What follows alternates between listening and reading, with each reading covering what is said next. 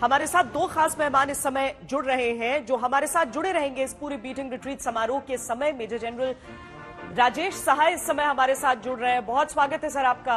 और साथ ही wing commander अभिषेक मतिमान हमारे साथ जुड़ रहे हैं। जनरल सहाय, पहले आपसे समझना चाहती हूँ क्योंकि एक होता है हमारे सैन्य बलों का पराक्रम जो कि हम गणतंत्र दिवस के रोज देखते हैं, लेकिन वीर रस में किस तरीके से सराबोर है हमारी समूची सेनाएं, और आज जिस तरह के परिवर्तन और उसके बाद ड्रोन के साथ समापन होने वाला है, आज एक बहुत एक तरह से कहा जा सकता है कि रोमांचक बीटिंग रिट्रीट की प्रतीक्षा हम कर रहे हैं।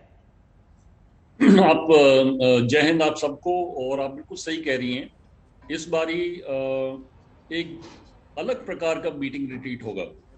और जो सुनने में आया है ड्रोन, फिर जो धुन है अबाइड बाय मी, लोकप्रिय हिंदी धुन जो आपको सुनाई देगी, मेरे विचार से एक न्यू हॉलमार्क होगा हमारे बीटिंग रिट्रीट का।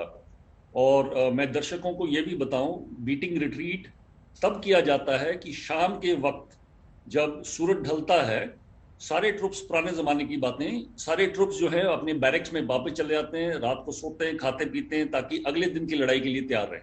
तो उसका ये महत्वपूर्ण है बीटिंग रिट्रीट।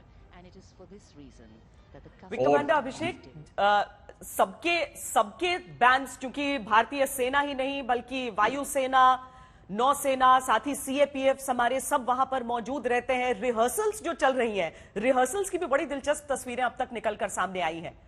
और भले ही थोड़ा बहुत विवाद हो जाता है कि क्या अबाइड विथ मी को हटाना चाहिए, क्या मेरे वतन के लोगों की धुन यहां पर आनी चाहिए, लेकिन मुझे लगता है कि समय के साथ बदलाव तो हमेशा ही नियम है, और अगर वो भारतीयता का बदलाव हो तो और सुंदरता ही शायद जोड़ दे। क्या उसे सम्मान के साथ ले जाया जाता है और इस दौरान अविचल खड़े रहने की परंपरा है। और इस समारोह सर आपने म्यूट कर रखा है, अगर म्यूट से हटा देंगे तो आवाज आ पाएगी आपकी।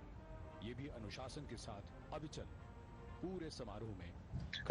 हाँ, मैं ये कह रहा था कि ऐसा नहीं है कि बीटिंग द रिट्रीट कार्यक्रम में कभी कोई बदलाव नहीं हुआ।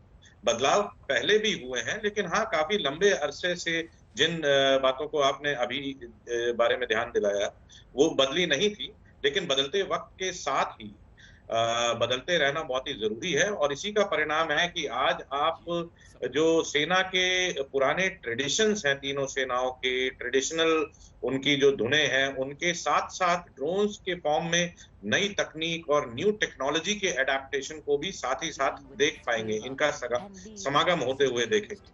तो जैसा जनरल साहब बता रहे थे कि ये एक पुरानी परंपरा है कि युद्ध, हर दिन का युद्ध समाप्त होते वक्त तकरीबन सूर्यास्त के वक्त जब सेनाएं वापस अपने शिविरों में जाती थी, युद्ध को उस दिन के लिए रोककर, उस समय बिग्युलर्स ये रिट्रीट साउंड करते थे और उसके बाद आराम करने के लिए सैनिक अपने शिविरों में वापस चले जाते थे।